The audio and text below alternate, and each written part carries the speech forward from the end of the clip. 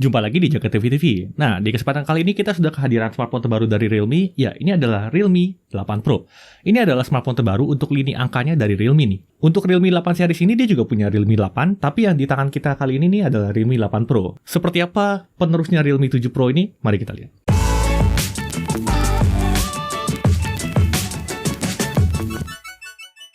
Ya, ini adalah Realme 8 Pro. Dengan tagline-nya yang 108 megapiksel Capture Infinity. Terlihat banget nih kalau dia berusaha menjual untuk kamera 108 megapikselnya ini. Tapi itu nanti kita akan tes belakangan. Mari kita lihat dari isi paket penjualannya dulu. Yang pertama tentu ada unit Realme 8 Pro-nya, ada charger Super Dart 50 watt-nya, lalu ada kabel USB Type-C, ada soft case, ada screen protector yang udah terpasang di layar, dan juga ada SIM tray ejector, dan juga tentunya ada paket dokumen.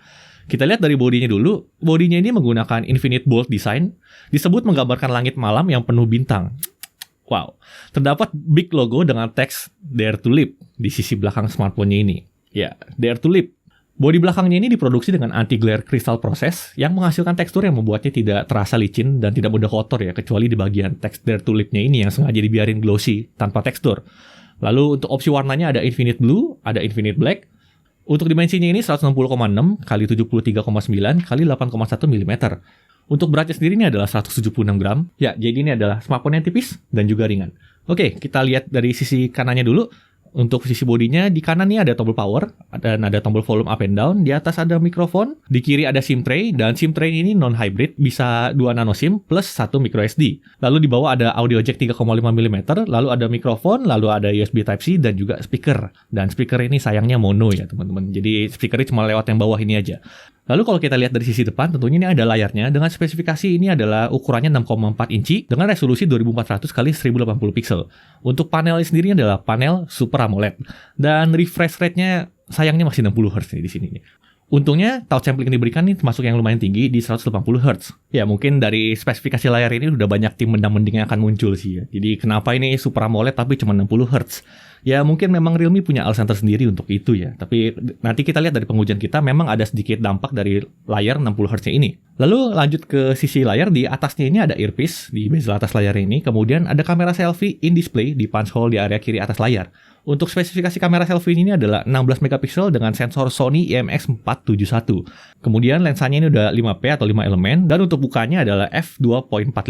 Untuk perekaman video di kamera selfie-nya maksimum di Full HD 30 fps saja. Lalu menariknya dia juga bisa Full HD 120 fps dan juga bisa 720p 120 fps.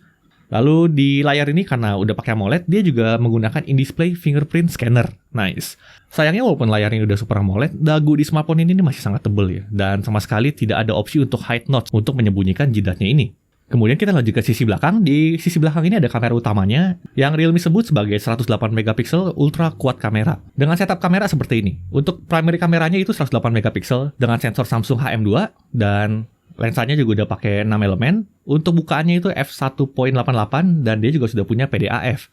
Lalu ada kamera berikutnya, ada kamera ultra wide angle lens 8 megapiksel, 5 elemen juga, dan juga bukaannya f2.25 dengan sudut pandang 119 derajat. Dan tentu saja ada kamera favorit kita semua yaitu macro lens 2 megapiksel. Yeay! Dengan bukaan f2.4 dan focal distance 4 cm. Lalu kamera berikutnya juga ada lagi nih, black and white lens 2 megapiksel dengan f2.4. Makro plus black and white, favorit kalian juga kan? Untuk perekaman video di kamera utamanya ini maksimum di 4K 30 atau Full HD 60 fps juga bisa. Untuk slow motion dia bisa Full HD 480 fps atau 720p 960 fps. Nanti kita lihat pengujiannya seperti apa. Lanjut ke spesifikasi internalnya, dia menggunakan SoC Snapdragon 720G yang 8 nanometer. Untuk CPU-nya ini Kryo 465 dengan GPU Adreno 618. Untuk RAM dan storage dia hanya ada satu varian ya. Ini adalah RAM 8GB dan 128GB. Dan juga dia mendukung micro SD up to 256GB. Untuk baterainya ini adalah 4500 mAh dan dia mendukung 50 watt super dart charge. Untuk tampilan antarmukanya dia menggunakan Realme UI 2.0 dengan basis Android 11. Smartphone pertama dari number seriesnya Realme ini yang menggunakan UI baru ini nih, Realme UI 2.0. Untuk sensornya dia ada accelerometer, ada gyro, ada proximity, ada light sensor, ada magnetic induction sensor. Untuk fitur keamanan ada fingerprint dan juga face unlock. Untuk konektivitas dia tentunya 4G ya, belum 5G.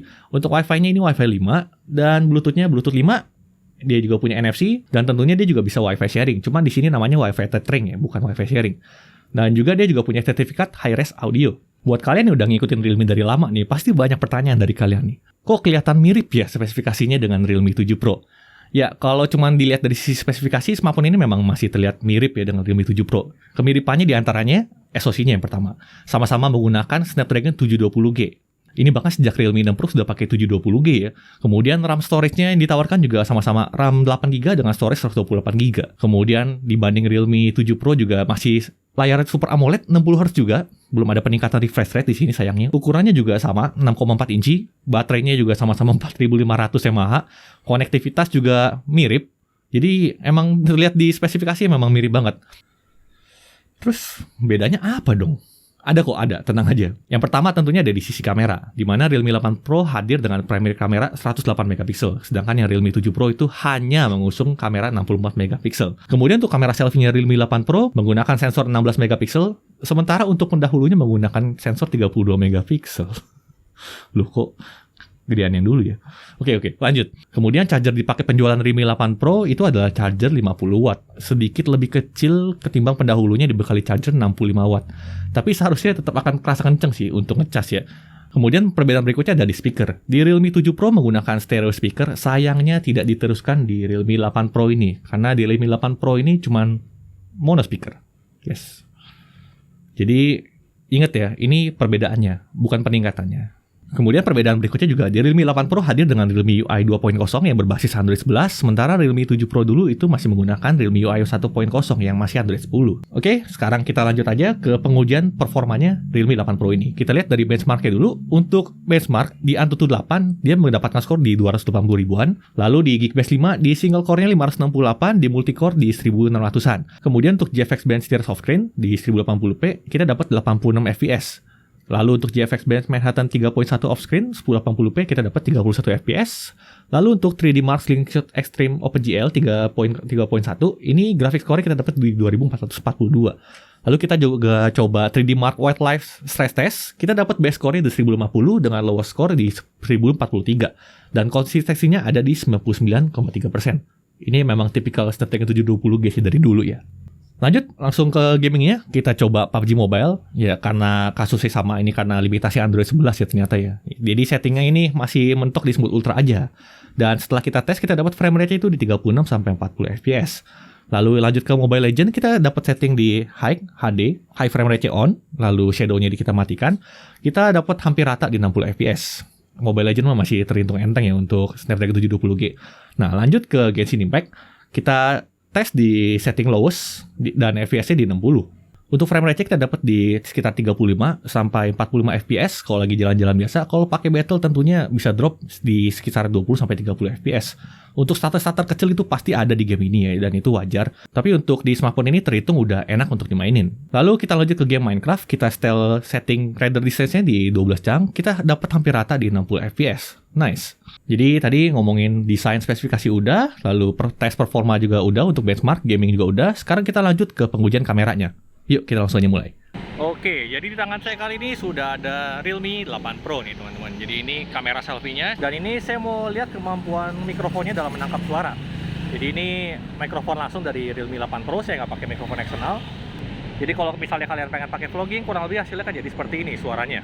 Pas saya coba dengar emang mikrofonnya ya memang bukan yang terbaik di kelas harganya. Jadi suaranya memang agak sedikit mendem ya. Jadi alangkah lebih baik kalau misalnya memang kalian vlogging pengen serius, pakai mikrofon eksternal aja. Oke, kemudian nih kita mau lihat stabilizernya di kamera selfie-nya. By default itu nggak ada stabilizer di kamera selfie-nya, jadi kalau kalian pakai video pasti agak goyang. Nah, caranya adalah mesti aktifin manual nih, dengan tombol yang logo kamera di kiri bawah ini nih. Kalau udah aktif, video jadi lebih stabil, tapi resikonya adalah sudut pandang jadi lebih sempit. Kemudian untuk urusan dynamic range di kamera selfie-nya itu standar. Kalau backlight, background pasti jadi putih doang dan itu wajar. Kemudian di sini untungnya ada fitur namanya AI Highlight Video nih. Jadi ini bisa digunakan untuk meningkatkan dynamic range-nya. Tapi setelah saya coba sih jujur hasilnya nggak gitu signifikan sih untuk kamera selfie-nya ya. Tapi sedikit membantu lah, bikin background-nya menjadi lebih jelas dikit. Kemudian juga ada fitur bokeh video selfie. Jadi bisa blur untuk video di belakangnya. Bisa diatur juga untuk intensitasnya mau blurnya semana. Kemudian dia juga ada slow motion selfie 120 fps dan hasilnya udah lumayan oke di sini. Kita lanjut ke kamera utamanya, kita lihat dari stabilizernya dulu. Untuk stabilizer di sini tidak ada optical stabilizer, jadi stabilizer di video di smartphone ini sepenuhnya mengandalkan IIS. Kamera utamanya menghasilkan video yang cukup stabil, kamera ultrawide juga menghasilkan video yang menurut saya bahkan lebih stabil. Menariknya di resolusi Full HD 60 fps juga distabilkan di sini. Walaupun di 4K 30 fps-nya memang belum ya. Lalu sebagai catatan, kamera ultrawide-nya maksimum hanya di Full HD 30 fps saja. Perekaman 60 fps dan 4K 30 belum mendukung di sini. Lalu buat yang perlu stabilizer ekstra, dia juga ada fitur Ultra Steady. Ada Ultra Steady biasa yang pakai kamera utama, ada juga Ultra Steady Max yang pakai kamera ultrawide-nya. Buat saya tanpa fitur ini sebenarnya udah stabil sih. Kalau pakai fitur ini dia akan zooming videonya jadi lebih jauh dan bikin kualitas videonya jadi kurang tajam. Jadi sesuaikan dengan kebutuhan aja ya. Kemudian untuk urusan skin tone atau warna kulit, dari segi skin tone masing-masing kamera punya tone warna yang berbeda ya. Jadi kalau di kamera utama, skin tone dan gambar secara keseluruhan itu terlihat oversaturated. Kamera Realme ini memang tipikal yang langsung siap di-share tanpa dia macam-macam sih. Warnanya itu udah gonjreng. Yang menarik berkat sensor 108 megapikselnya ini bikin hasil gambarnya jadi punya bokeh natural. Keren banget ya. Kalau di kamera ultrawide-nya, warnanya tidak segonjreng di kamera utama dan skin tone cenderung lebih ke warna merah. Perlu diingat kalau kualitas kamera ultrawide-nya memang jauh sekali perbedaannya ketimbang kamera utama. Jadi jangan bingung kalau kamera ultrawide itu kualitasnya lebih rendah. Ini wajar kok terjadi. Kemudian dari segi autofocus, fokusnya itu cepat dan akurat, aman, nggak ada masalah jadinya.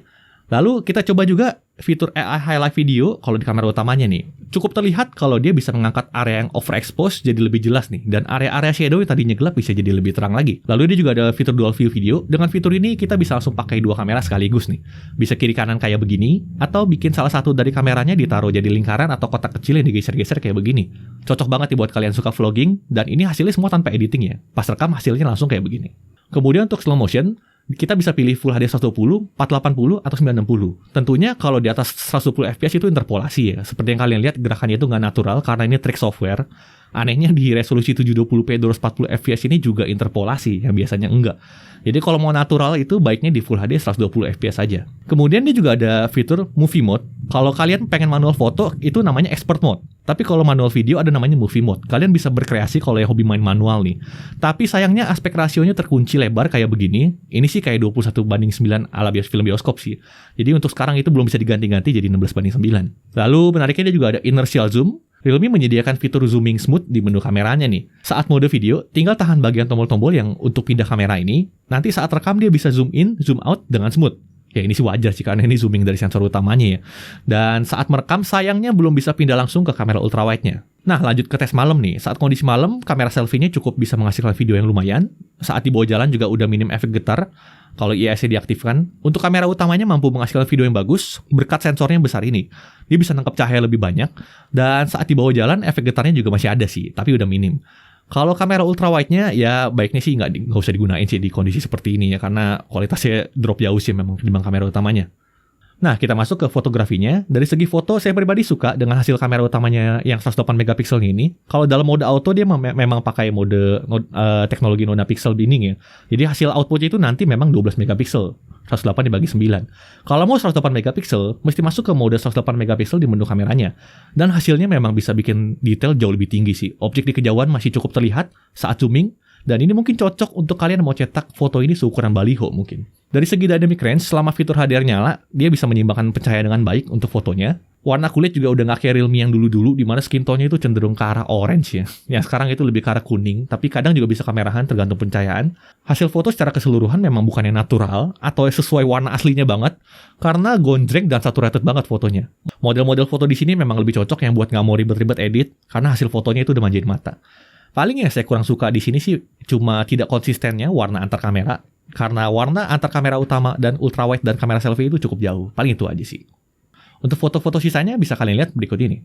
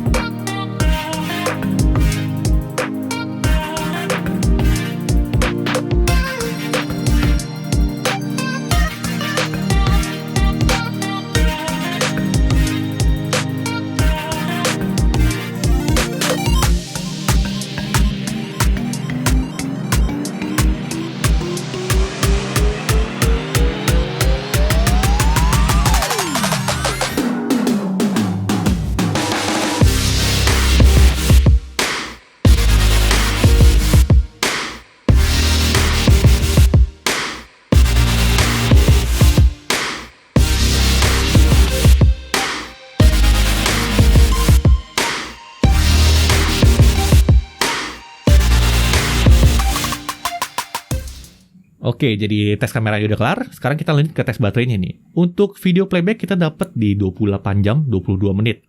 Wow, ini suatu hal yang luar biasa ya, mengingat baterainya itu yang cuma 4500. Sebagai gambaran, untuk smartphone lain yang bahkan baterainya 5000 itu rata-rata ada di 20 jam. Bahkan ada di bawah 20 jam. Ini bisa di atas 25 jam, itu luar biasa banget sih.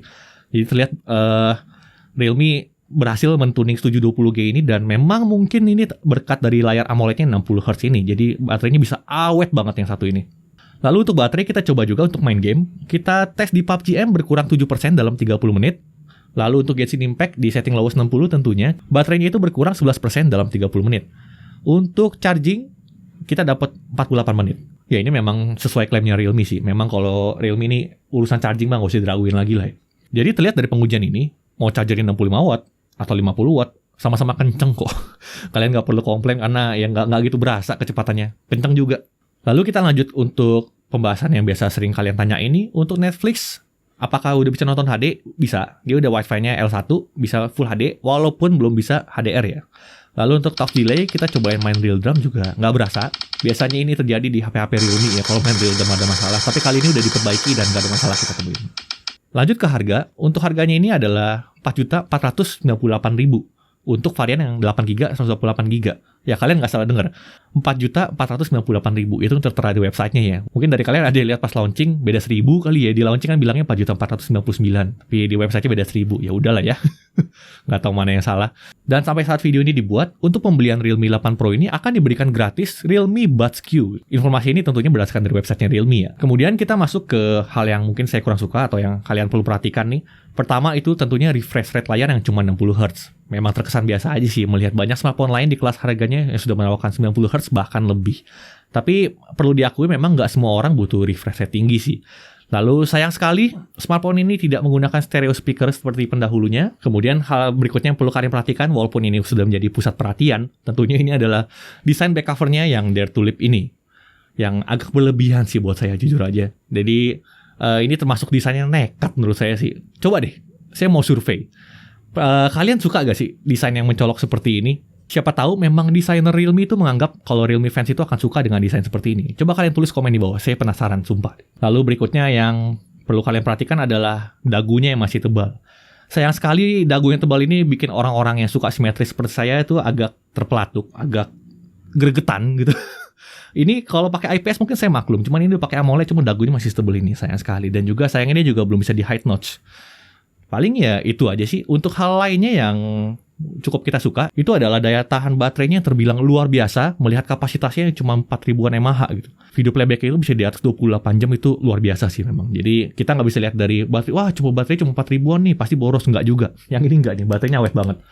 Lalu chargingnya terbilang cepat, walaupun cuman 50 watt. Lalu kamera tergolong bagus, walaupun brand sebelah juga punya 108 megapiksel, tapi menurut saya di sini hasil fotonya lebih oke. Dari segi ketajaman, detail, dari mic range-nya juga bagus. Lalu perekaman video di sini juga Full HD 60 fps-nya distabilkan. Ada kan yang Full HD 60-nya nggak distabilin? Lalu ini salah satu keunggulan yang ada dari Realme 8 Pro ini juga adalah ukuran bodinya yang tipis dan ringan.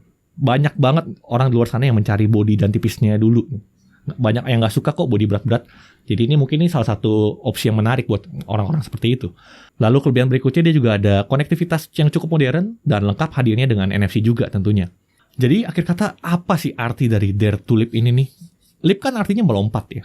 Pertanyaannya melompat kemana Realme sekarang ini?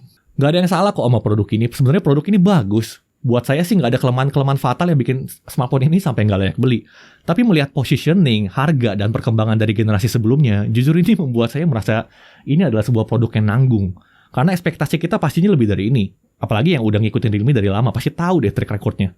Realme sepertinya juga nggak sadar dia berkompetisi dengan siapa. Posisinya seperti terjepit di antara kompetitor A yang lebih murah atau kompetitor B yang lebih mahal dikit tapi lebih lengkap dan tahan air. Nah, buat kalian yang udah pakai Realme 6 series atau Realme 7 series, apakah ini cocok buat kalian upgrade? Menurut saya sih enggak ya, jujur aja ya. Ini mungkin baru akan cocok untuk kalian memang suka banget sama Realme atau user Realme yang sebelumnya pakai entry level nih, terus mau naik ke kelas menengah. Dan kebetulan nyari smartphone yang all-rounder, tipis dan nggak berat juga. Oke, jadi mungkin itu aja dari saya untuk review Realme 8 Pro kali ini. Jadi thank you udah nonton dari awal sampai akhir. Kita ketemu lagi di video berikutnya. Saya Chris dari Jaga TV TV. Bye-bye.